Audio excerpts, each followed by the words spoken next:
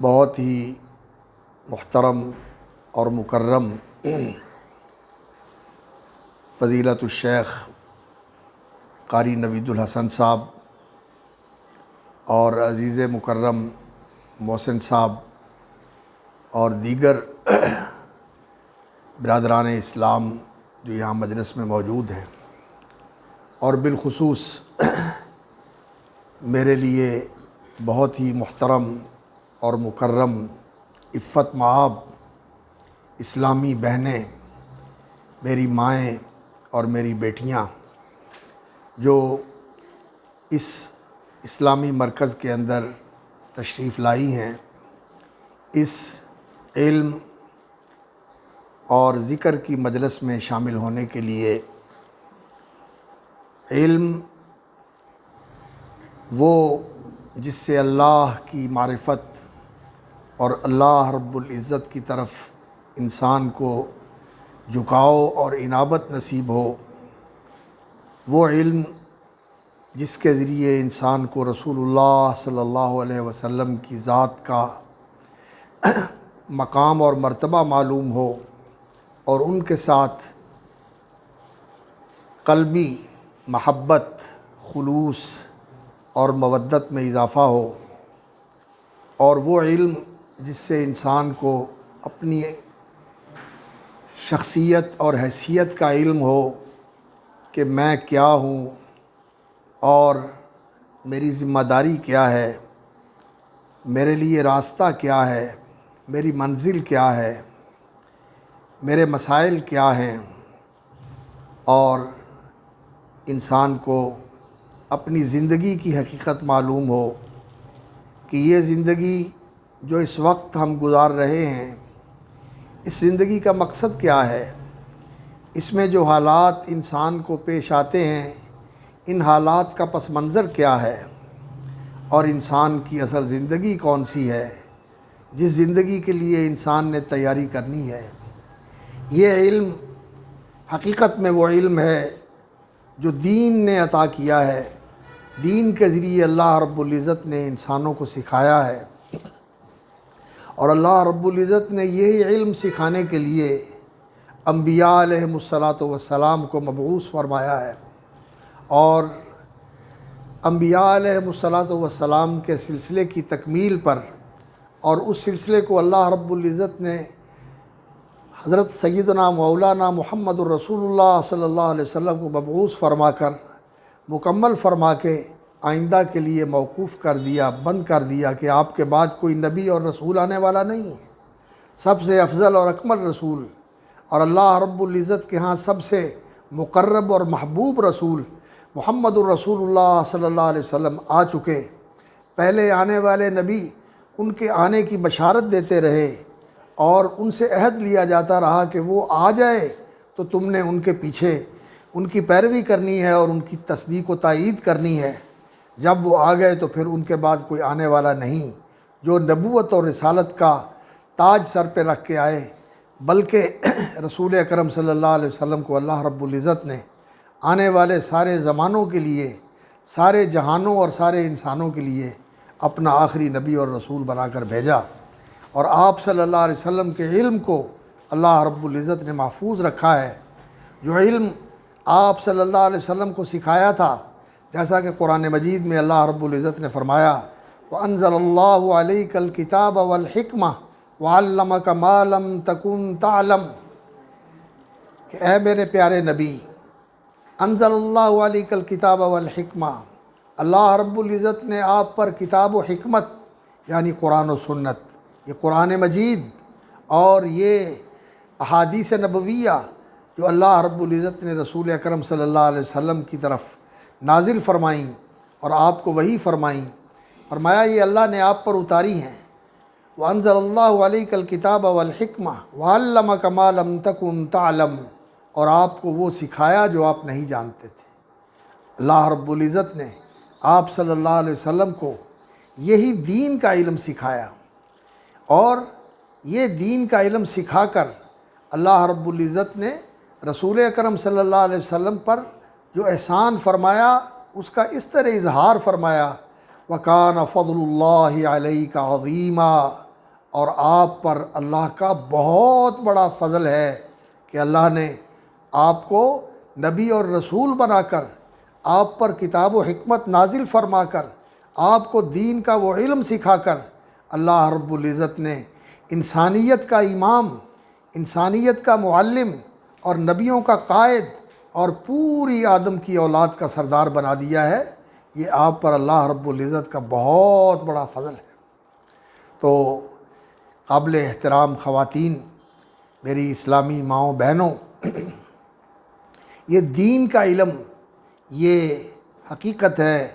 کہ اللہ رب العزت کا بہت بڑا انعام ہے، جس کے ساتھ اللہ تعالیٰ کسی کو نوازیں اور کسی کو اس علم سے بہرہ مند فرمائیں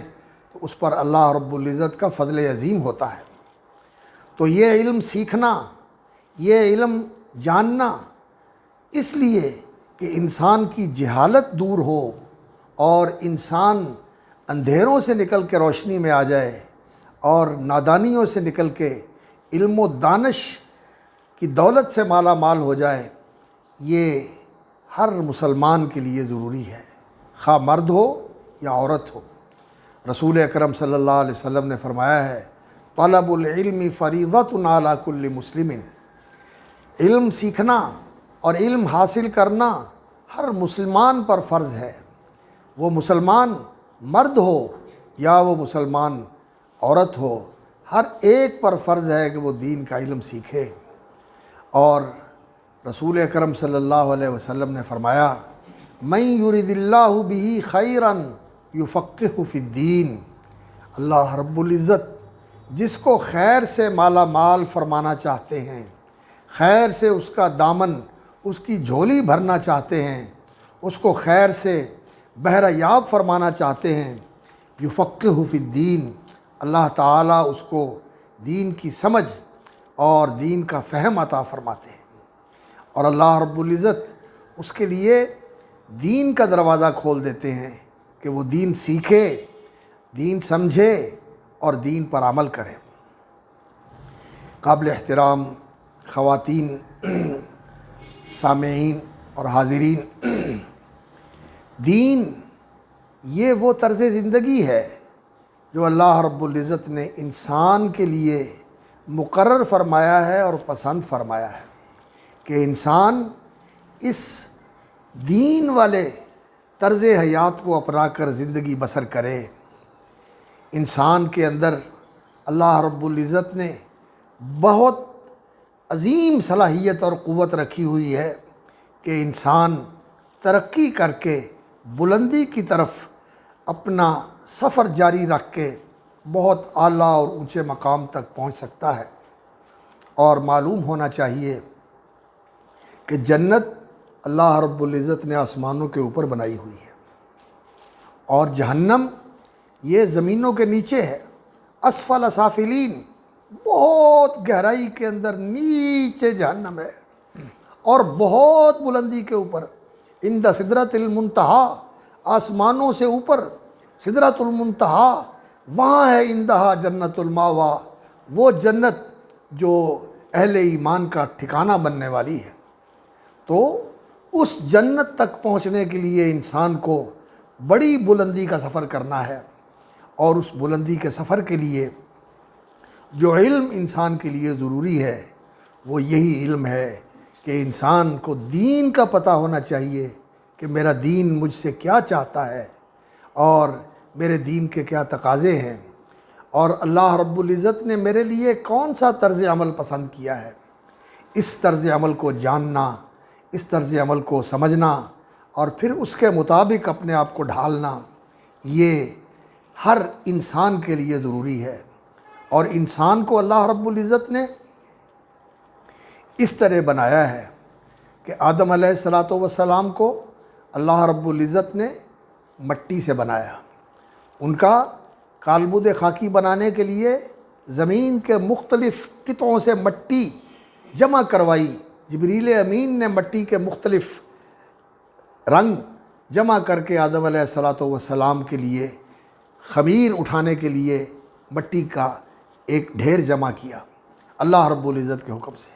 اور پھر اس میں پانی ڈالا گیا، اور پھر جب وہ گارے کی شکل میں، لیسدار گارے کی شکل میں تیار ہو گیا تو اللہ رب العزت نے قرآن مجید میں اس چیز کی وضاحت فرمائی ہے کہ خلقتہ بیدی وَلَقَدْ خَلَقْنَا الْإِنسَانَ مِنْ صَلْصَالٍ مِّنْ حَمَإٍ مَّسْنُونٍ، فرمایا ہم نے انسان کو پیدا کیا ہے من صلصال، کھنکتی ہوئی مٹی سے، حَمَإٍ مَّسْنُون، اور ایسی مٹی سے جو پڑی رہنے سے اس پہ سے بو آنے لگتی ہے، اس پہ سے مہک آنے لگتی ہے، حَمَإٍ مَّسْنُون۔ تو اللہ رب العزت نے اپنے ہاتھ لگا کر، اللہ کے ہاتھ انسانوں جیسے نہیں، کسی چیز جیسے نہیں، جیسے اللہ کی ذات بے مثال ہے اسی طرح اللہ تعالیٰ کی ساری صفتیں بے مثال ہے۔ اللہ کی آنکھیں ہیں لیکن کسی مخلوق جیسی نہیں، اللہ رب العزت کے کان ہیں لیکن کسی مخلوق جیسے نہیں، اللہ رب العزت کے ہاتھ ہیں لیکن کسی مخلوق جیسے نہیں۔ ہمارے ہاتھ تو کمزور ہیں اور بہت چھوٹے ہیں، ناتوان ہیں، اللہ رب العزت کے ہاتھ ویسے ہی ہیں جیسے اس کی شان کے شایع ہیں۔ تو اللہ تعالیٰ فرماتے ہیں خلقتہ بیدی، میں نے آدم کو اپنے دونوں ہاتھوں سے پیدا کیا۔ تو آدم علیہ السلام کو پیدا فرما کر اللہ رب العزت نے انہی سے، ان کے وجود سے نکال کر اللہ رب العزت نے ان کا جوڑا حضرت حوا علیہ السلام کو پیدا فرمایا۔ اللہ تعالیٰ نے فرمایا وَخَلَقَ مِنْهَا زَوْجَهَا، اللہ رب العزت نے آدم کے وجود سے، وہ ایک جان تھی، اس سے اللہ رب العزت نے حوا کو پیدا کیا۔ تو حوا جو آدم کا جوڑا تھے وہ آدم علیہ السلام کے وجود سے ان کا وجود دنیا کے اندر رونما ہوا، وجود پذیر ہوا۔ اور پھر اللہ رب العزت نے فرمایا پھر یہ دونوں مل کر مکمل انسان بنے، اور اس جوڑے سے جو دونوں ایک دوسرے کی تکمیل کرنے والے ہیں، وَخَلَقَ مِنْهُمَا رِجَالًا كَثِيرًا وَبَثَّ مِنْهُمَا رِجَالًا كَثِيرًا وَنِسَاءً، پھر اللہ رب العزت نے ان دونوں سے، آدم اور حوا سے، میاں اور بیوی سے بے شمار مرد اور عورتیں اللہ رب العزت نے پیدا فرما دی۔ اور اس کے بعد پھر اللہ رب العزت نے انسانی تخلیق کی جو ذمہ داری ہے یہ اللہ رب العزت نے یہ خواتین کے اوپر رکھی۔ یہ وہ عمل ہے جو اس خاتون کے ساتھ، عورت کے ساتھ اللہ رب العزت نے جوڑ دیا ہے، اور اللہ رب العزت نے وہ ذمہ داری جو اس عورت کے سپرد کی ہے، بچے کی پیدائش کے مرحلے سے گزرنا، بچے کا اس کے وجود کے اندر بڑھنا، پلنا اور زندگی کی پہلی منزلیں طے کرنا، اور اس کے بعد پھر اس کا دنیا میں آنا، اور پھر اس کی پرورش کرنا اور اس کی تربیت کرنا، یہ اتنا بڑا کام ہے، اتنا بڑا کام ہے، اتنا بڑا کام ہے کہ اللہ رب العزت نے وہ جگہ جہاں بچے کی تخلیق ہوتی ہے اور جس جگہ بچہ پرورش پاتا ہے ماں کے بطن میں، وہ اس کا نام رحم ہے۔ اللہ رب العزت نے اس کا نام اپنے نام سے نکالا، اللہ رحمان ہے، اور جہاں بچے کی تخلیق ہوتی ہے اس کا نام رحیم ہے، اور وہ امانت اللہ رب العزت نے عورت کے سپرد کی ہے۔ تو یہ رحم جو اللہ رب العزت نے بنایا، اور اس کے ساتھ جو رشتہ اللہ رب العزت نے جس کو قائم کیا، وجود بخشا کہ بچہ ماں کے پیٹ میں پرورش پا کر پھر جنم لیتا ہے، تو اس رشتے نے اللہ رب العزت کے عرش کا پایہ پکڑ لیا۔ حدیث میں آتا ہے اس نے عرش کا پایہ پکڑ لیا کہ یا اللہ تو نے مجھے بنا تو دیا، لیکن مجھے قائم کون رکھے گا، مجھے جوڑے گا کون، میرے تقاضے کون پورے کرے گا؟ تو اللہ رب العزت نے فرمایا کہ اے رحم، میں نے تیرا نام اپنے نام سے نکالا ہے، اور میں اپنی ذات کی قسم کھا کے کہتا ہوں کہ جو تجھے جوڑے گا، تیرے تقدس کو اور تیری عظمت کو ملحوظ رکھے گا، میں اس کی حفاظت کروں گا، اسے میں محفوظ رکھوں گا، اسے جوڑوں گا، اور جو تجھے توڑے گا، تجھے پامال کرے گا، میں اسے توڑ دوں گا، میں اسے پامال کر دوں گا۔ تو یہ مقام اللہ رب العزت نے خاتون کو عطا فرمایا ہے کہ انسان کی تخلیق کا اللہ رب العزت نے اس کو وسیلہ بنایا ہے، اور اس عمل کو اتنا بڑا عمل قرار دیا ہے کہ اس کے بعد پھر اس زندگی کے اندر اس خاتون کے اوپر کوئی اور ذمہ داری نہیں ڈالی، کمانے کی، دنیا کے دھندوں کی اللہ رب العزت نے ذمہ داری نہیں رکھی، کہ یہی بہت بڑی ذمہ داری ہے کہ یہ انسان کی تخلیق کی ذمہ داری اٹھاتی ہے خاتون، ماں بن کے، صرف ماں بن کے ہی نہیں، دادی اور نانی بن کے بھی، خالہ اور بہن بن کے بھی، بیٹی بن کے بھی، بہت بڑی ذمہ داری ہے جو اللہ رب العزت نے اس کے اوپر ڈالی ہوئی ہے۔ اس ذمہ داری کے بعد اس کے اوپر اللہ رب العزت نے کوئی اور ذمہ داری نہیں رکھی، لیکن چونکہ یہ بھی انسان ہے اور مکمل انسان ہے، اور اس کا جوڑا مرد وہ بھی مکمل انسان ہے، اور یہ دونوں جوڑے جب آپس میں ملتے ہیں تو پھر ایک پوری انسانی اکائی وجود میں آتی ہے، جس انسانی اکائی سے انسانی معاشرہ وجود میں آتا ہے۔ پہلے گھر، گھر سے خاندان، اور خاندان سے پوری سوسائٹی یہ وجود میں آتی ہے۔ آج میری ماؤں اور میری بہنوں، شیطان کے پروپیگنڈے کا اور شیطانی ذرائع کا اس قدر غلبہ اور پھیلاؤ ہے، اور اس قدر پروپیگنڈا ہے کہ گھروں میں بیٹھے ہوئے لوگوں کے ذہن جو ہے وہ مسموم کر دیے گئے ہیں، اور انہیں اس راستے کے اوپر ڈال دیا گیا ہے جیسا کہ مرد اور عورت کے درمیان دشمنی ہو، کہ عورت یہ کہتی ہے مرد میرے ساتھ ظلم کرتا ہے، مرد یہ کہتے ہیں کہ عورتیں ہمارا حق نہیں مانتی۔ دونوں کو اللہ رب العزت نے حقوق دیے ہیں اور ان کا دائرہ کار متعین کیا ہے، اور ان دونوں کو ایک دوسرے کا متعاون اور ایک دوسرے کے ساتھ اللہ رب العزت نے اس طرح ہم آہنگ کر دیا ہے کہ ان دونوں کے توافق اور تفاہم کے ساتھ چلنے سے زندگی کی گاڑی چلتی ہے، اور زندگی کی راہیں آسان ہوتی ہیں، اور زندگی کا سفر خوشگوار ہوتا ہے۔ اور اگر آپس کے اندر تلخیاں ہوں اور دوریاں ہوں، اور کوئی کسی کو نیچے اور کسی کو پیچھے کرنے کی کوشش کرے، تو اس سے زندگی جو ہے تلخ ہو جاتی ہے، اور زندگی کے اندر اس طرح مسائل پیدا ہوتے ہیں کہ جیتے ہوئے انسان کی زندگی اجیرن ہو جاتی ہے، اور انسان کی زندگی عذاب کا گہوارہ بن جاتی ہے۔ زندگی کے عذاب، نفسیاتی بیماریاں اور ذہنی بیماریاں، گھروں کے اندر ناہمواریاں، اور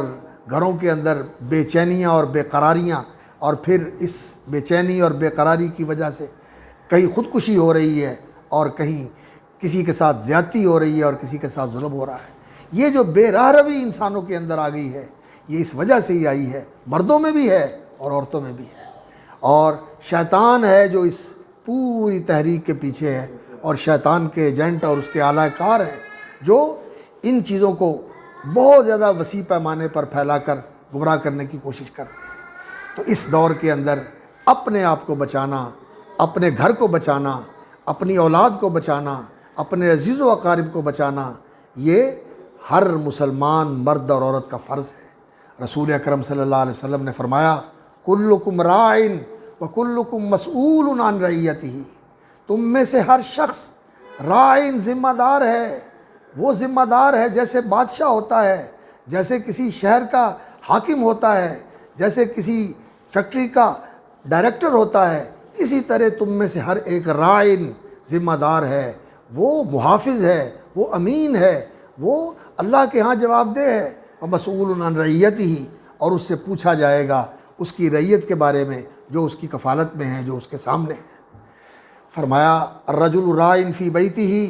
مرد اپنے گھر میں راعی ہے، اپنے گھر کا ذمہ دار ہے، اپنے گھر کا جواب دہ ہے، والمرأۃ راعیۃ فی بیت زوجہا، اور اسی طرح خاتون اپنے شوہر کے گھر میں ذمہ دار ہے۔ مرد سے بھی پوچھا جائے گا، عورت سے بھی پوچھا جائے گا۔ ہم نے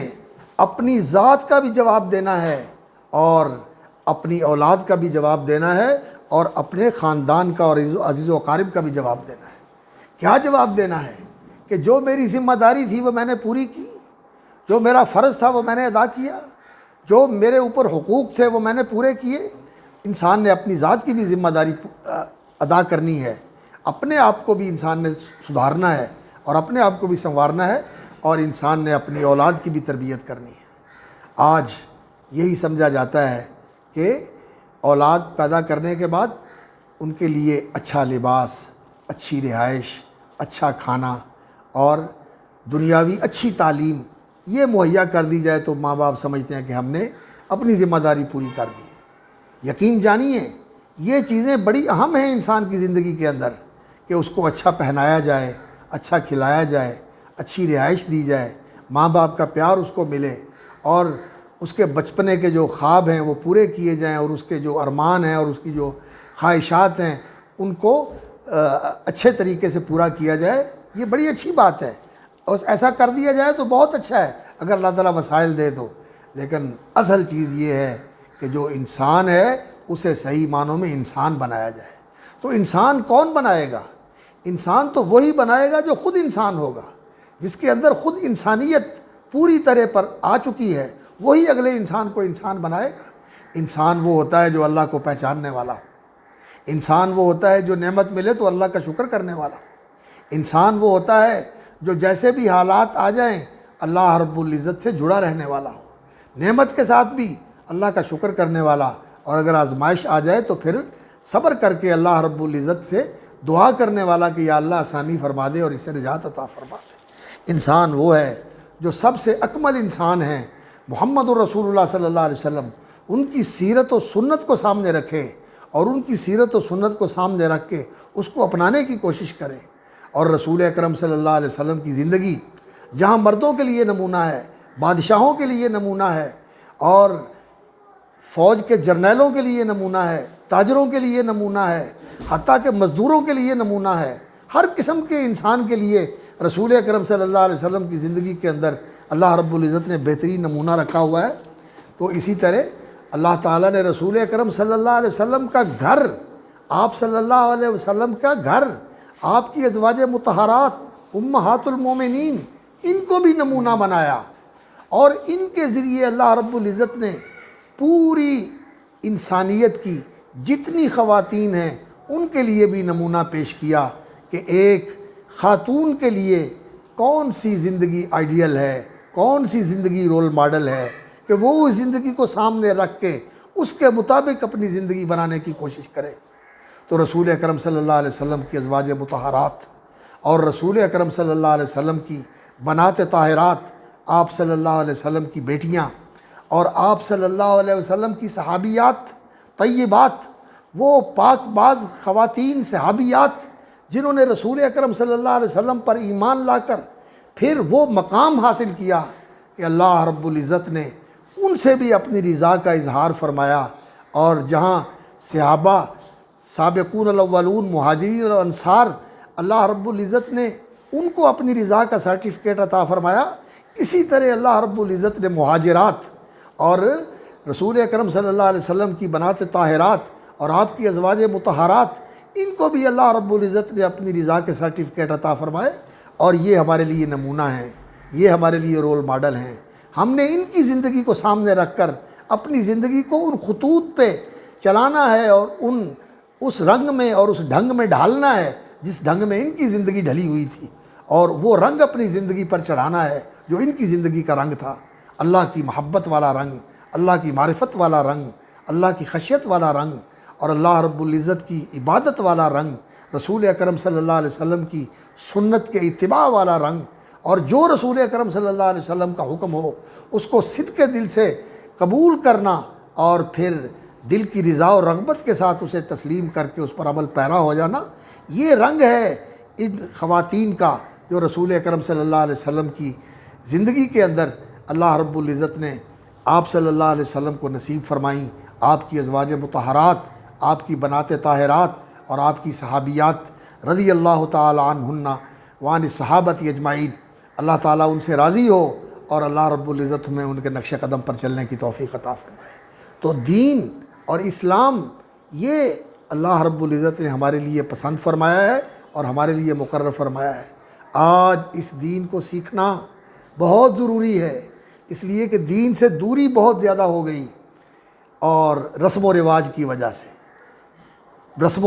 وجہ سے ہم دین سے دور ہو گئے۔ ہندوانہ رسمیں اور یہودیوں کی رسمیں، عیسائیوں کی رسمیں، پارسیوں کی رسمیں، یہ رسمیں ہماری زندگی کے اندر آ گئیں۔ فیشن کی رسمیں اور خوشیوں کی رسمیں، غمیوں کی رسمیں جو بھی ہیں، یہ سب غیر مسلموں کی ہمارے اندر رچی بسی ہوئی ہیں۔ رسول اکرم صلی اللہ علیہ وسلم کی سنت نہیں ہے، رسول اکرم صلی اللہ علیہ وسلم کا طریقہ نہیں ہے، ان صحابیات کا طرز عمل نہیں ہے جو رسول اکرم صلی اللہ علیہ وسلم کے زمانے میں، جن کو اللہ رب العزت نے رسول اکرم صلی اللہ علیہ وسلم کی مصاحبت اور آپ صلی اللہ علیہ وسلم کی رفاقت کے شرف سے مشرف فرمایا تھا۔ ہمیں یہ جاننے کی ضرورت ہے کہ دین کیا ہے۔ اس کے لیے آپ کے پاس اللہ کا قرآن ہے، یہ قرآن رہنما کتاب ہے۔ قرآن کے الفاظ سیکھیے۔ عام طور پر جو گھروں میں قرآن پڑھا ہوا ہوتا ہے تو اس کے الفاظ صحیح نہیں ہوتے، تلفظ درست نہیں ہوتا۔ قرآن کا تلفظ صحیح کرنا ضروری ہے، تاکہ قرآن مجید اللہ کا کلام ہے، اس کا حق ہے کہ اس کے تلفظ، اس کی ادائیگی درست طریقے سے کی جائے۔ اور پھر عقائد کی اصلاح، اللہ کی معرفت، اللہ کا کیا حق ہے، اللہ کی توحید کے کیا تقاضے ہیں، اللہ کے بارے میں انسان کو کیا سوچ اور فکر رکھنی چاہیے، اللہ رب العزت کی عبادت کیسے کرنی ہے، اور اللہ رب العزت کا کیا حق ہے کہ ہر وقت اس کی رضا کو مطلوب رکھا جائے، اسے راضی رکھنے کی کوشش کی جائے، اس کی رضا کے اندر انسان ہر وقت سرگرم رہے۔ اور اللہ رب العزت نے جو انسان کے لیے حالات بنائے ہوئے ہیں، کبھی خوشی کے، کبھی غمی کے، کبھی وسعت کے، کبھی تنگی کے، کبھی مل رہا ہے اور کبھی تنگی آ گئی ہے نہیں مل رہا، کبھی ملا تھا چلا گیا ہے، اور کبھی اتنا آ گیا ہے کہ انسان نے کبھی سوچا بھی نہیں تھا۔ ان سارے حالات میں انسان نے کیا طرز عمل اختیار کرنا ہے، یہ ساری جاننے کی چیزیں ہیں۔ یہ دین ہے، یہ دین ہے، اور اس کو جاننا۔ پھر رسول اکرم صلی اللہ علیہ وسلم کے ساتھ ہمارا تعلق کہ نبی صلی اللہ علیہ وسلم کی نماز کیسی تھی، رسول اکرم صلی اللہ علیہ وسلم کی رات کیسی تھی، آپ کا دن کیسے تھا، آپ کا برتاؤ کیسے تھا، آپ صلی اللہ علیہ وسلم نے رشتہ داروں سے کیسے برتاؤ کیا، پڑوسیوں سے کیسے برتاؤ کیا، ان لوگوں سے کیسے برتاؤ کیا جو رسول اکرم صلی اللہ علیہ وسلم کو تکلیف پہنچانے والے تھے، اذیت دینے والے تھے، ان کو نبی صلی اللہ علیہ وسلم نے کیسے معاف کیا، یہ ساری چیزیں جاننے کی ہیں۔ اور پھر خاص طور پر ازواج مطہرات جنہوں نے رسول اکرم صلی اللہ علیہ وسلم کے ساتھ زندگی گزاری، اور اس صبر کے ساتھ اور اس قربانی کے ساتھ اور اس محبت کے ساتھ اور اس فدویت کے ساتھ زندگی گزاری۔ سیدہ خدیجہ طاہرہ رضی اللہ تعالی عنہا وارضاہا، جو رسول اکرم صلی اللہ علیہ وسلم کے پہلے حرم تھے، بہت متمول خاتون تھی، اللہ رب العزت نے بڑی دولت سے ان کو نوازا تھا۔ جب رسول اکرم صلی اللہ علیہ وسلم کا اخلاق دیکھا اور آپ صلی اللہ علیہ وسلم کی شخصیت کا ان کے سامنے نقش آیا کہ یہ کتنے عظیم انسان ہیں اور کتنے اعلیٰ اخلاق کا پیکر ہیں آپ صلی اللہ علیہ وسلم، تو انہوں نے خود پیغام دیا کہ میں چاہتی ہوں کہ آپ میرے سر کا تاج بنیں، اور میری یہ تمنا ہے کہ آپ میری زندگی میں آ جائیں اور میں آپ کے ساتھ زندگی گزار کے اپنی زندگی کو بہت ہی خوشگوار بنا لوں۔ تو رسول اکرم صلی اللہ علیہ وسلم نے اس دور کے مطابق ان کا پیغام قبول کر لیا، اور رسول اکرم صلی اللہ علیہ وسلم کی جب ان کے ساتھ عقد نکاح ہوا تو ان کی دولت اور ان کا ٹھاٹھ باٹھ رسول اکرم صلی اللہ علیہ وسلم اس سے متاثر نہیں ہوئے، بلکہ نبی صلی اللہ علیہ وسلم نے ان کو بھی یہی راستہ دکھایا جو آپ کا راستہ تھا، کہ یہ جو دولت ہے یہ غریبوں کے لیے ہے، یہ فقیروں کے لیے ہے، یہ مسکینوں کے لیے ہے، یتیموں کے لیے ہے، یا ناداروں کے لیے ہے۔ اللہ اکبر، خود انہوں نے اس چیز کی گواہی دی کہ آپ کی دولت، اور آپ تو ہمیشہ انک لتقری الضیف وتحمل الکلۃ وتعین علی نوائب الحق، تم یتیموں پر خرچ کرتے ہو، مسکینوں پر خرچ کرتے ہو، ناداروں پر خرچ کرتے ہو، مہمانوں پر خرچ کرتے ہو، اور جو کسی مصیبت کا شکار ہوتے ہیں ان کا بوجھ اٹھاتے ہو اور ان کا دکھ بانٹتے ہو۔ ان چیزوں کے آپ کے اندر، ان چیزوں میں، ان راستوں میں آپ صلی اللہ علیہ وسلم کا پورا وقت گزرتا تھا اور ان کی دولت استعمال ہوتی تھی۔ اور پھر رسول اکرم صلی اللہ علیہ وسلم کو جب اللہ رب العزت نے نبوت عطا فرمائی تو سب سے پہلے تصدیق کرنے والی آپ صلی اللہ علیہ وسلم کی شریک زندگی سیدہ خدیجہ رضی اللہ تعالیٰ عنہ تھی۔ انہوں نے نبی صلی اللہ علیہ وسلم پر ایمان لائی اور آپ کی تصدیق کی، آپ کو حوصلہ دیا کہ اللہ تعالیٰ آپ کو کبھی چھوڑے گا نہیں بے یار و مددگار، اللہ آپ کا معاون اور مددگار ہے، اللہ آپ کو عزت دے گا، اللہ آپ کو سرفرازیاں اور کامیابیاں عطا فرمائے گا۔ آپ جیسے آدمی کبھی دنیا میں پریشان ہوتے ہیں، اللہ آپ کو کبھی پریشان نہیں کرے گا، اللہ تعالیٰ آپ کی عزت بڑھائے گا، آپ کی شان بڑھائے گا، کیونکہ انہوں نے رسول اکرم صلی اللہ علیہ وسلم کی زندگی کو قریب سے دیکھا تھا بیوی اور شوہر سے بڑھ کر ایک دوسرے کو کون قریب سے دیکھتا ہے؟ ان کے لیے تو کوئی راز نہیں ہوتا، سب کچھ ایک دوسرے کا یہاں ہوتا ہے۔ تو پھر انہوں نے جس طرح زندگی گزاری، اللہ رب العزت نے اس کا صلہ بھی دیا۔ اللہ اکبر۔ رسول اکرم صلی اللہ علیہ وسلم ان سے اتنی محبت کرتے تھے کہ حضرت عائشہ صدیقہ رضی اللہ تعالیٰ عنہ کہتی ہیں کہ میں نبی صلی اللہ علیہ وسلم کی چہیتی بیوی تھی، کنواری بھی تھیں، چھوٹی عمر کی بھی تھیں، اور سب سے بڑی بات یہ ہے کہ آپ صلی اللہ علیہ وسلم سے دین بہت سیکھا انہوں نے، اور جو سیکھا آگے بھی سکھایا اور اس کو محفوظ بھی کیا۔ اس چیز کی وجہ سے نبی صلی اللہ علیہ وسلم ان سے بہت محبت کرتے تھے۔ لیکن وہ کہتی ہیں کہ جو رسول اکرم صلی اللہ علیہ وسلم کے دل میں سیدہ خدیجہ طاہرہ کی محبت تھی، اس کی وجہ سے کبھی کبھی میرے دل میں یہ بات آتی تھی کہ خدیجہ کا تو مقام بہت اونچا ہے، اور کیوں نہ اونچا ہو کہ انہوں نے اسلام کے اس دور میں رسول اکرم صلی اللہ علیہ وسلم کا ساتھ دیا، اور آپ صلی اللہ علیہ وسلم کے بوجھ اٹھائے، اور آپ صلی اللہ علیہ وسلم کے دکھ بانٹے، اور آپ صلی اللہ علیہ وسلم کے ساتھ وہ رفاقت نبھائی جس وقت پورا مکہ ان کے خلاف تھا، تو وہ ان کے لیے سہارا تھی، اور وہ ان کے لیے غم کا مداوا تھی، اور آپ صلی اللہ علیہ وسلم کے دکھوں کے اندر ان کے شریک ہوتی تھی۔ تو اللہ رب العزت نے پھر اس کے نتیجے میں ان کو یہ صلہ دیا۔ ایک دن وہ رسول اکرم صلی اللہ علیہ وسلم کی خدمت میں کچھ چیز لے کے آ رہی تھی، تو جبریل امین آئے اور آ کر کہا کہ خدیجہ آ رہی ہیں رضی اللہ تعالیٰ عنہ، اور اللہ رب العزت کی طرف سے پیغام آیا ہے کہ خدیجہ کو اللہ سلام بھیجتے ہیں۔ اللہ اکبر، رضی اللہ تعالیٰ عنہ وارضاہ، اللہ کا سلام آیا ہے خدیجہ کو، آپ حضرت خدیجہ کو اللہ کا سلام پہنچائیں، اور دوسری بشارت دیں کہ اللہ رب العزت نے یہ جو دنیا میں انہوں نے آپ کا ساتھ دیا ہے، اس کے صلے میں اللہ رب العزت نے جنت کے اندر ان کا ایک محل تیار کر دیا ہے، بِبَیْتٍ مِّن قَصَبٍ، موتی کا بنا ہوا محل ہے۔ لوگ ماربل لگاتے ہیں، لوگ قیمتی پتھر لگاتے ہیں، ٹائل لگاتے ہیں، ان چیزوں کا محل بناتے ہیں۔ حضرت جبریل نے کہا کہ اللہ نے ان کے لیے موتی کا محل بنایا ہے، موتی کا محل، موتی، اللہ اکبر، ہیرے جواہرات اور موتی کا محل اللہ رب العزت نے بنایا ان کے لیے۔ بیت من قصب لا صخب فیہا ولا نصب، جس میں کوئی تھکن نہیں ہوگی اور کوئی شور شرابہ نہیں ہوگا، کسی کو بلانے کے لیے اونچی بولنا نہیں پڑے گا، اور کوئی کام کروانے کے لیے کسی کو ڈانٹنا ڈپٹنا اور جھڑکنا نہیں پڑے گا، سب کچھ خود بخود ہوتا رہے گا، اور سہولت ہی سہولت ہے، آرام ہی آرام ہے۔ تو اللہ رب العزت نے یہ مقام عطا فرمایا ان کو۔ اور میری ماں اور میری بہنوں، خاتون کا اگر مسلمان ہو تو یقین جانیے کہ اس کا بہت اونچا مقام ہے۔ اللہ رب العزت نے، رسول اکرم صلی اللہ علیہ وسلم نے فرمایا کہ مردوں میں بڑے کامل لوگ ہوئے ہیں، کامل مرد،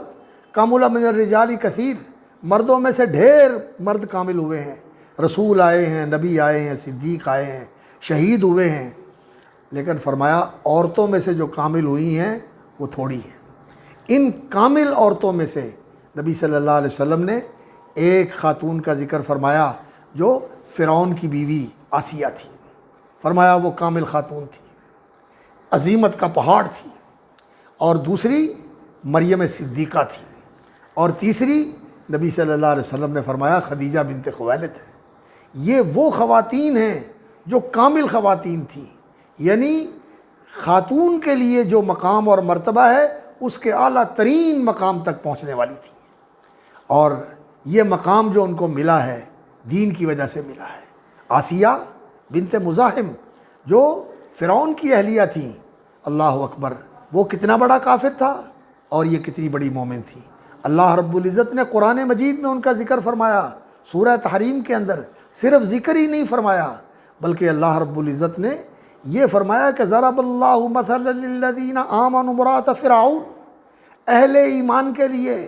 یعنی قیامت تک آنے والے اہل ایمان کے لیے اللہ تعالیٰ نمونے کے طور پر پیش کرتا ہے فرعون کی بیوی کے کردار کو، اس کی زندگی کو، اس کے صبر کو، اس کے استقلال کو، اس کی عظیمت کو، اس کی ہمت کو، کہ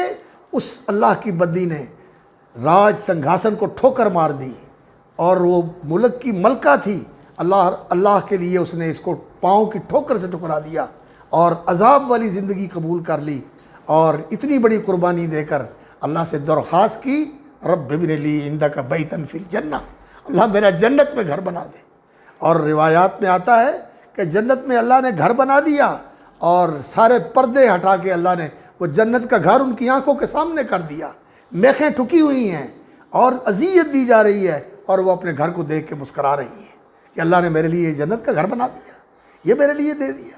اللہ نے اس کو مثال کے طور پر بیان فرمایا۔ اور دوسری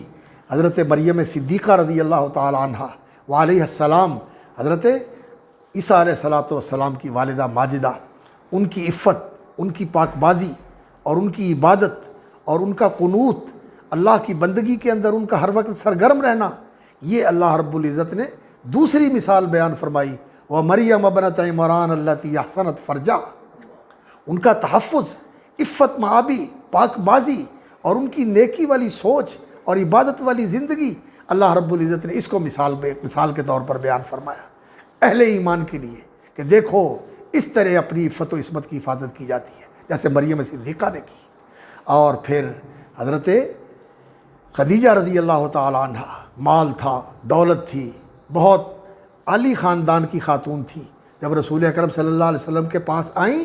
آپ کے عقد میں آئیں، آپ کے حبالہ عقد میں آئیں، تو اپنا سب کچھ آپ کی قدموں میں نچھاور کر دیا۔ پھر کبھی آپ کو یاد نہیں دلایا کہ میں یہ لے کے آئی ہوں، میں وہ لے کے آئی ہوں۔ اللہ اکبر، سب کچھ قربان کر دیا رسول اکرم صلی اللہ علیہ وسلم کی ذات اقدس پر، اور آپ صلی اللہ علیہ وسلم کے ساتھ پھر ایسی زندگی گزاری کہ نبی صلی اللہ علیہ وسلم ان کے جانے کے بعد بھی ان کا نام لیتے، ان کی دوستوں کا نام لیتے اور کوشش کرتے کہ ان کے تحفے تحائف بھیجیں، ان کے تعلق کی یادگیری کے لیے اور اس کی یاد تازہ کرنے کے لیے ان کی دوستوں کو بھی یاد رکھتے، اور ان کا نام آ جاتا تو نبی صلی اللہ علیہ وسلم کی آنکھیں بھر آتی تھیں۔ آپ صلی اللہ علیہ وسلم نے بھی وفا کی انتہا کر دی اور انہوں نے بھی وفا کی انتہا کی۔ تو میری ماں اور بہنوں، یہ نمونے ہیں ہمارے لیے جن کو ہم نے اپنانا ہے، جن کو ہم نے اپنی زندگی کے اندر لے کے آنا ہے۔ آج باتیں ہیں، آج تقریریں ہیں، سننے سنانے کے لیے تو بہت کچھ ہوتا ہے، لیکن عمل میں دیکھنے کے لیے نکلیں تو سچی بات یہ ہے مایوسی ہوتی ہے۔ بہت اچھی تقریر کرنے والے، بڑی چاہت سے تقریر سننے والیاں اور سننے والے، لیکن جب عمل کا موقع آتا ہے تو بڑی مایوسی ہوتی ہے۔ عمل کی ضرورت ہے، اور اس کے لیے دین سیکھیں، دینی تربیت سیکھیں، اور اپنے گھروں کے اندر دینی ماحول بنائیں۔ بیٹیوں کی تربیت کریں، بچوں کی تربیت کریں، ان کے دلوں میں اللہ کی محبت کا بیج بوئیں، ان کے دلوں میں اللہ کے رسول صلی اللہ علیہ وسلم کی محبت کا پانی دیں، ان کو دودھ پلاتی ہیں، ان کی خوراک کا انتظام کرتی ہیں، تو اللہ کا نام، اللہ کی محبت، اللہ کی نعمتوں کی قدر، رسول اکرم صلی اللہ علیہ وسلم کی سنت کی محبت، رسول اکرم صلی اللہ علیہ وسلم کی سنت کے اتباع کا جذبہ اور شوق ان کے دلوں میں پیدا کریں۔ خود بھی نماز کا اہتمام کریں اور ان کو بھی اپنے ساتھ مصلی پہ کھڑا کیا کریں۔ یہ معصوم بچیاں اور بچے جو اللہ نے آپ کو گھر کا، آپ کے گلشن کے پھول دیے ہیں، یہ کلیاں، یہ پھول جو آپ کے گلشن میں اللہ رب العزت نے کھلائے ہیں، ان کو اپنے ساتھ مصلی پہ کھڑا کیا کریں، یا آپ کے ساتھ کھڑی ہو کے دعا کریں، آپ کے ساتھ کھڑی ہو کے آپ کی دعا پر آمین کہیں، تو انشاءاللہ آپ کی دعا جلدی قبول ہوگی۔ ان کو نمازی بنائیں۔ آج ہمارے گھر بے نماز ہو گئے، آج ہمارے گھروں میں بیٹیاں نماز نہیں پڑھتی، بہویں نماز نہیں پڑھتی، بیٹے نماز نہیں پڑھتے، گھروں میں کوئی اٹھتا نہیں ہے، لوگ رات 1-2 بجے تک جاگتے رہتے ہیں اور صبح کی نماز کے لیے کوئی نہیں اٹھتا۔ اس ماحول کو بدلیں۔ آپ بہت زیادہ ذمہ دار ہیں، اور سچی بات یہ ہے، وہ ایک شاعر ہیں عربی کے، احمد شوقی رحمہ اللہ، بہت عظیم شاعر تھے، کہتے ہیں الام مدرسۃ اذا اعددتها، ماں تو ایک یونیورسٹی ہوتی ہے، یہ ایک دانشگاہ ہوتی ہے، یہ ایک درسگاہ ہوتی ہے۔ اگر ماں تیار ہو جائے تو ایک قوم تیار ہو جاتی ہے، ایک نسل تیار ہو جاتی ہے۔ تو آپ دینی تربیت بھی حاصل کریں، دینی تعلیم بھی حاصل کریں، اور اپنے گھر کا ماحول بدلیں۔ اور اگر سچی بات یہ ہے، شوہر اس بات کا فکر مند ہو کہ میں نے بیوی کو دین کے اوپر لگانا ہے، اللہ آسانی کر دیتے ہیں، اور اگر بیوی فکر مند ہو کہ میں نے شوہر کو دین کے اوپر لگانا ہے، اللہ مدد کر دیتے ہیں۔ میرے سامنے ایک مثال ہے، ہماری جماعت کے بہت بڑے عالم تھے، اور اب ان کی نسل میں ماشاءاللہ اہل علم ہیں، مولانا نور حسین گرجاکی رحمۃ اللہ علیہ، گجرانوالے کے علاقے میں۔ وہ لوہار برادری سے ان کا تعلق تھا، مغل برادری سے ان کا تعلق تھا۔ جب ان کی شادی ہوئی تو جو ان کی بیوی بن کے آئیں وہ موحدہ خاتون تھی، اور دین کا اس کو شوق تھا۔ گھر میں آئیں، گھر میں غربت تھی، تنگی ترشی تھی، تو وہ اپنی ساس کو کہنے لگی کہ اماں جی، ماں جی، اب میں آ گئی ہوں، سارے گھر کا بوجھ میں اٹھاؤں گی، جو کچھ بھی ذمہ داری ہے میں پوری کروں گی، آپ گھر کی ذمہ داریوں سے فارغ۔ اور شوہر کو کہنے لگی کہ اللہ کے بندے تو ہمت کر، اور تو یہ لوہارے کا کام کرنے کی بجائے نکل جا اور مولانا عبد المنان وزیر آبادی حافظ رحمہ اللہ ان کے مدرسے میں جا کے دین کا علم پڑھ لے، میں سارے گھر کا خرچہ بھی چلاؤں گی، مجھے اس کے لیے پینے کٹنے بھی کرنے پڑے تو میں کروں گی، میں لوگوں کے گھروں میں جھاڑو دے کر پونچھے لگا کر بھی گھر کا خرچہ چلا لوں گی، تو جا دین کا علم پڑھ کے آ۔ اس نے، اللہ کے بندے نے اس کی بات مانی اور دین کا علم پڑھا، اور پھر اپنے وقت کے بہت بڑے داعی، مبلغ، شاعر، خطیب اللہ تعالیٰ نے ان کو بنایا، اور اس کی نسل میں بھی اللہ رب العزت نے اب بہت بڑی برکت دی ہے ان کو، بہت بڑی پارٹی ہے وہ گوجرانوالے کی، کاروباری لوگ ہیں وہ۔ تو اگر خاتون جو ہے وہ گھر کے اندر آ جائے اور اس کے اندر دینی جذبہ ہو تو گھر کے اندر تبدیلی آ جاتی ہے۔ تو آپ دین سیکھیں، آپ دین کا علم سیکھیں، دینی تربیت سیکھیں، اور یہ مرکز جو یہاں بن گیا اللہ کے فضل سے، اس سے فائدہ اٹھائیں، آیا کریں، اور ماحول ایسا بنائیں گھروں کا کہ ہمارے گھر کے اندر دینداری زندہ ہو، نمازوں کا اہتمام ہو، دعا کا اہتمام ہو، اور گھر کے اندر دین کی باتیں ہوں، اللہ کی باتیں ہوں، اللہ کے رسول کی باتیں ہوں۔ آج تو صرف ہماری مدرسوں میں یہی ہوتا ہے کہ فیشن یہ آ گیا، اس نے وہ پہنا ہوا تھا، وہ تو پہلے بھی دیکھا تھا، وہ تو وہ تھا، وہ تو یہ تھا، یہ تو نے کیا لے لیا، یہ تو رلا ہوا ہے، یہ تو پٹا ہوا ہے، یہ تو ایسے ہے، یہ تو یہ باتیں چھوڑ۔ یقین جانیے یہ زندگی بہت قیمتی زندگی ہے، اور جو دن گزرتا ہے انسان موت کے قریب ہوتا ہے، جو سانس آتا ہے انسان کی ڈاؤن کاؤنٹنگ شروع ہے، انسان کی ڈاؤن کاؤنٹنگ شروع ہے، انسان کے سانس گھٹ رہے ہیں اور تھوڑے تھوڑے باقی رہ رہے ہیں، اور ہر جانے والا جو ہے وہ اور گھٹا دیتا ہے، وہ اور گھٹا دیتا ہے۔ اس لیے اس زندگی کی قدر کیجئے، اس کی فکر کیجئے۔ رمضان آ رہا ہے، رمضان کی راتوں میں، رمضان کے دنوں میں یہ جو ہمارا اہتمام ہوتا ہے، افطاری سے پہلے زور سے شروع ہو جاتا ہے افطاری کا، پھر افطاری ہو رہی ہے، پھر اس کے بعد مجلسیں لگی ہوئی ہیں، پھر اس کے بعد جاگ رہے ہیں، پھر سحری کھا کے سو گئے، نمازیں بھی پڑھتا نہیں ہوتی ہیں یا نہیں ہوتی، ان چیزوں کے اندر زیادہ دلچسپی نہیں لینی چاہیے۔ معمول کا آدمی کھانا کھا لے، سادہ کھانا کھا لے آدمی، اور سادہ سحری کر لے آدمی، لیکن زیادہ وقت قرآن کی تلاوت میں گزارے، دعا میں گزارے، عبادت میں گزارے۔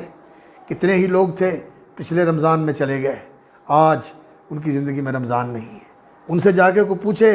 رمضان کی حسرت، ان سے جا کے کوئی پوچھے کہ رمضان کتنا قیمتی ہے۔ ایک ایک سجدہ، رسول اکرم صلی اللہ علیہ وسلم ایک قبر کے پاس سے گزرے، فرمایا اس قبر والے سے پوچھے جا کے کوئی 2 سجدوں کی کتنی قیمت ہے، 2 سجدوں سے انسان اللہ کے کتنا قریب ہوتا ہے، اللہ رب العزت کا کتنا قرب ملتا ہے انسان کو، اس سے پوچھے جا کے یہ جو قبر میں پڑا ہوا ہے سجدہ نہیں کر سکتا، نماز نہیں پڑھ سکتا۔ آج ہمارے پاس وقت ہے، اس وقت کی قدر کیجیے، اس وقت سے فائدہ اٹھائیے، نمازوں کا اہتمام کیجیے۔ روزے رمضان میں چھوٹ جاتے ہیں، اللہ کی سنت ہے، یہ خواتین کے لیے مجبوری ہوتی ہے، پیدائش کے بعد اور ماہانہ جو عادت ہوتی ہے اس کے مطابق روزے چھوٹ جاتے ہیں، رمضان سے پہلے پورے کر لینے چاہیے، اور چھوٹ گئے ہیں ابھی نہیں پورے ہوئے تو رمضان کے بعد نیت کر لے پورے کرنے ہیں انشاءاللہ العزیز۔ اور روزوں کے اندر اہتمام کر کے روزے رکھنا اور روزے رکھوانا۔ آپ جب کھانا بناتی ہیں اور جتنے گھر والے روزہ رکھتے ہیں آپ کے بنائے ہوئے کھانے سے، ان کے روزے کا آپ کو ثواب ملتا ہے۔ اس نیت سے بنائیں کہ میں روزے داروں کو کھانا کھلا رہی ہوں، اور افطاری کروانے کا بھی اسی طرح ثواب ہوتا ہے، لیکن اس میں تکلف نہ کیا کریں اور اس میں وقت ضائع نہ کیا کریں۔ اور دوسری بات یہ ہے کہ زندگی کے اندر سادگی لے کے آئیں، سادگی کو اپناؤ۔ ان تکلفات نے، اس دولت کے دکھاوے نے اور ان تکلفات نے ہماری زندگی کو دکھی کر دیا، ہمارے اخراجات پورے نہیں ہوتے، شوہر پریشان ہوتا ہے، پھر تلخیاں آتی ہیں، مطالبے پورے نہیں ہوتے، مقابلے بازیاں ہوتی ہیں، جب دوسروں کے مقابلے میں انسان دیکھتا ہے کہ میرے کپڑے جو ہیں ویسے نہیں ہیں، میرا رہن سہن ویسا نہیں ہے، میرا ڈرائنگ روم ویسا نہیں ہے، میرا بیڈ روم ویسا نہیں ہے، تو پھر گھروں کے اندر تلخی آتی نہیں۔ جو اللہ کی نعمتیں دی ہوئی ہیں ان پر شکر کریں، صبر کریں، جو نہیں ملا اس پہ صبر کریں، جو ملا اس پہ شکر کریں، اور اللہ رب العزت سے زیادہ کی امید رکھیں۔ اصل زندگی تو آخرت کی زندگی ہے، وہاں جا کے سب کچھ ملنے والا ہے، اس لیے انسان کو یہ زندگی کا جو ہے نا راستہ اختیار کرنا چاہیے جو رسول اکرم صلی اللہ علیہ وسلم کی ازواج مطہرات کا تھا۔ جب انہوں نے بھی رسول اکرم صلی اللہ علیہ وسلم سے کچھ مطالبے کیے تو اللہ کے رسول صلی اللہ علیہ وسلم کو اللہ کی طرف سے یہ حکم آیا کہ آپ ان سے کہہ دیں کہ اگر آپ نے دنیا لینی ہے تو پھر اللہ کے رسول کے ساتھ نہیں چلنا ہوگا، پھر آپ الگ ہو جائیں، اللہ کے رسول آپ کو فارغ کر دیتے ہیں، آپ جائیں اور دنیا کے مزے کریں۔ انہوں نے کہا ہمیں دنیا نہیں چاہیے، ہمیں اللہ کا رسول چاہیے، ہم رسول اللہ صلی اللہ علیہ وسلم کے ساتھ رہیں گے۔ اور کیسے رہیں؟ سیدہ عائشہ صدیقہ رضی اللہ تعالیٰ عنہ فرماتی ہیں کہ چاند نکلتا تھا، پھر چاند نکل جاتا تھا، پورا مہینہ گزر جاتا تھا، اور پھر چاند نکلتا تھا، پھر پورا مہینہ گزر جاتا تھا، اور ہمارے گھر میں نہ روٹی پکتی تھی نہ سالن پکتا تھا۔ پوچھا آپ کرتے کیا تھے؟ کہنے لگے ہم کھجوریں کھا لیتے تھے، یا کوئی سوکھی روٹی کھا لیتے تھے، یا اللہ بھلا کرے انصار کا وہ کوئی دودھ بھیج دیتے تھے اللہ کے رسول کے گھر میں، ہم وہ دودھ پی کر گزارا کر لیتے، بس یہ تھی ہماری زندگی۔ اس طرح کی زندگی انہوں نے گزاری، لیکن اللہ نے ان کو کیا مقام عطا فرمایا۔ یہ دنیا کی چیزیں اللہ کے ہاں کوئی حیثیت نہیں رکھتی ہیں۔ دین کو حاصل کرنے کی، دینی زندگی کو اپنانے کی کوشش کریں، آج اس کی ضرورت ہے۔ اور سچی بات یہ ہے کہ اگر خواتین کے اندر دین زندہ ہو جائے تو انشاءاللہ العزیز پوری نسل کے اندر دین زندہ ہو جاتا ہے، بلکہ اگلی نسلوں کے اندر دین زندہ ہو جاتا ہے۔ ماں کی کوکھ کا بڑا اثر ہوتا ہے، ماں کی کوکھ کا بڑا اثر ہوتا ہے۔ پاکیزہ کوکھ سے جو اولاد اور جو نسل جنم لیتی ہے وہ انشاءاللہ العزیز پھر راہ راست کے اوپر رہتی ہے۔ تو خواتین کی بہت بڑی ذمہ داری ہے، اور اللہ رب العزت کا یہ وعدہ ہے، جیسے میں نے آیت پڑھی، من عمل صالحا من ذکر او انثی وہو مؤمن، جو کوئی نیک عمل کرے، مرد ہو یا عورت ہو، مرد ہو یا عورت ہو، شوہر ہو یا بیوی ہو، کوئی ہو، من عمل صالحا من ذکر او انثی وہو مؤمن فلنحیینہ حیاۃ طیبہ، فرمایا ہم ان کو بہترین زندگی دیں گے، بہترین زندگی جلائیں گے، ان کو بہترین زندگی کا گزران ان کو نصیب کریں گے۔ وَلَنَجْزِيَنَّهُمْ أَجْرَهُمْ بِأَحْسَنِ مَا كَانُوا يَعْمَلُونَ، اور ہم آخرت میں ان کو اجر دیں گے ان کے بہترین کیے ہوئے اعمال کے مطابق۔ یہ اللہ تعالیٰ کا اپنے بندوں اور اپنی بندیوں کے ساتھ کتنا فضل والا وعدہ ہے کہ انسان نے زندگی کا جو بہترین عمل کیا ہوا ہے نا، اللہ تعالیٰ اس کو نمونے کا بنا کر، معیار بنا کر، اسے نمونے کا سیمپل بنا کر اللہ رب العزت اس کے مطابق اجر عطا فرمائیں گے، اور جو کمی کوتاہی ہے اللہ تعالیٰ اس کو اپنی رحمت سے معاف فرما دیں گے۔ اور کافروں کے لیے اللہ رب العزت کا پھر یہ ہے کہ جو انہوں نے بدترین عمل کیا ہوا ہے اس کو معیار بنا کر اللہ رب العزت اس کے حساب سے پھر ان کو بدلا دے گا۔ وَلَنَجْزِيَنَّهُمْ أَسْوَأَ الَّذِي كَانُوا يَعْمَلُونَ، ان کے لیے اللہ کا یہ قانون ہے، اور اہل ایمان کے لیے اللہ رب العزت کا یہ قانون ہے کہ ان کے بہترین عمل کو اللہ تعالیٰ معیار بنا کر اس کے مطابق بدلا عطا فرمائیں گے۔ اور دوسری آیت جو میں نے آپ کے سامنے تلاوت کی سورہ آل عمران کی، فَاسْتَجَابَ لَهُمْ رَبُّهُمْ، اللہ تعالیٰ نے عقل مندوں کا تذکرہ فرمایا اور ان کی دعائیں ذکر فرمائیں۔ آپ بھی یہ رکوع جو ہے سورہ آل عمران چوتھے سپارے میں ختم ہو رہی ہے سورہ نساء سے پہلے، تو یہ صورت آپ پڑھیں اور اس کے آخر میں جو آیتیں ہیں یہ یاد کر لیں، ان کا ترجمہ بھی یاد کر لیں، اور یہ پڑھا کریں۔ صبح اٹھ کے نبی صلی اللہ علیہ وسلم تہجد کے وقت یہ آیتیں پڑھ کے دعا کیا کرتے تھے، تو اس کے آخر میں اللہ تعالیٰ نے فرمایا کہ ان کی دعا اللہ نے قبول کر لی۔ فَاسْتَجَابَ لَهُمْ رَبُّهُمْ، اور اللہ نے یہ وعدہ فرمایا، اَنِّی لَا أُضِيعُ عَمَلَ عَامِلٍ مِّنْکُمْ، جو بھی تم میں سے عمل کرے میں اس کا عمل ضائع نہیں کروں گا۔ مِن ذَكَرٍ أَوْ أُنثىٰ، اَنِّی لَا أُضِيعُ عَمَلَ عَامِلٍ مِّنْکُمْ مِن ذَكَرٍ أَوْ أُنثىٰ، مرد ہو یا عورت ہو اللہ اس کا عمل ضائع نہیں کریں گے، عمل کا پورا ثواب ملتا ہے۔ اور اللہ رب العزت فرمایا بعضکم من بعض، تم ایک دوسرے کا حصہ ہو، مرد سے عورت بنی ہے، عورت سے مرد اور عورت دونوں بنتے ہیں، یہ تم ایک دوسرے کا حصہ ہو، تم ایک دوسرے کو مکمل کرنے والے ہو۔ بعضکم من بعض فالذین ہاجروا واخرجوا من دیارہم وأوذوا فی سبیلی، تو جو بھی دین کے لیے قربانیاں دیتے ہیں، اللہ کے راستے میں تکلیفیں جھیلتے ہیں اور اللہ کے راستے میں دکھ اٹھاتے ہیں، اللہ تعالیٰ ان کو اجر دینے والا ہے۔ تو رسول اکرم صلی اللہ علیہ وسلم کے زمانے میں جہاں صحابہ نے بڑی شاندار مثالیں پیش کی، اسی طرح نبی صلی اللہ علیہ وسلم کی صحابیات نے اور آپ کی بنات طاہرات نے، سیدہ فاطمہ الزہرا رضی اللہ تعالی عنہ جو گھر کے کام کاج کرتی تھی، جھاڑو دیتی تھی، پانی بھر کے لاتی تھی، چکی چلاتی تھی، آٹا پیستی تھی، تو غلام آئے نبی صلی اللہ علیہ وسلم کے پاس، تو رسول اکرم صلی اللہ علیہ وسلم کے پاس درخواست لے کر آئیں۔ اس وقت اللہ کے رسول گھر میں نہیں تھے، تو اماں عائشہ رضی اللہ تعالی عنہ کو ذکر کر کے چلی گئی، تو رسول اکرم صلی اللہ علیہ وسلم تک بات پہنچی تو آپ صلی اللہ علیہ وسلم ان کے گھر میں آ گئے۔ تو آپ صلی اللہ علیہ وسلم نے فرمایا، بیٹی آپ کوئی خادمہ کا تقاضا لے کے آئی تھی کہ میں خادمہ آپ کے لیے مہیا کر دوں؟ مسجد کے طلباء ہیں اور دوسرے غریب لوگ ہیں، ان کے تقاضے مقدم ہیں، اس لیے پہلے میں ان کے اوپر خرچ کرتا ہوں۔ آپ کو بیٹی میں ایسا وظیفہ بتا دیتا ہوں جو آپ کے لیے اس سے بہت بہتر ہے کہ آپ کے گھر میں نوکر چاکر ہوں اور آپ کے گھر میں وہ ٹھاٹ باٹ ہو جو لوگوں کے گھروں میں ہوتا ہے۔ تو نبی صلی اللہ علیہ وسلم نے ان کو وہ تسبیحات فاطمہ کی تلقین فرمائی، سبحان اللہ والحمد للہ واللہ اکبر، سوتے دفعہ 33 دفعہ سبحان اللہ الحمدللہ اور 34 دفعہ اللہ اکبر پڑھ لیا کرو، تو یہ تمہارے لیے اس سے کہیں بہتر ہے۔ تو رسول اکرم صلی اللہ علیہ وسلم کی جو زندگی ہے اس کو سامنے رکھ کر ہمیں اپنی زندگی کو اس کے مطابق ڈھالنے اور چلانے کی اور بنانے کی کوشش کرنی چاہیے۔ اللہ رب العزت اس مرکز کو بھی آباد رکھے، اور آپ کا یہاں بیٹھنا آنا، اللہ اور اس کے رسول کی باتیں سننا، اللہ تعالیٰ اس کو قبول فرمائے، اور اس مجلس میں بیٹھنا آپ کے لیے اجر و ثواب کا باعث بنے، قبولیت کا باعث بنے، اور اللہ تعالیٰ ہم سب کو دین کی طرف رجوع نصیب فرمائے، دین کو سیکھنا، سمجھنا، اپنانا، اس کے مطابق اپنی زندگی کو ڈھالنا، بنانا، چلانا، اور خاص طور پر اپنے گھروں کے اندر دینی فکر، دینی شوق، دینی جذبہ، دینی ماحول کو زندہ کرنا، یہ اللہ تعالیٰ ہمارے لیے آسان فرما دے۔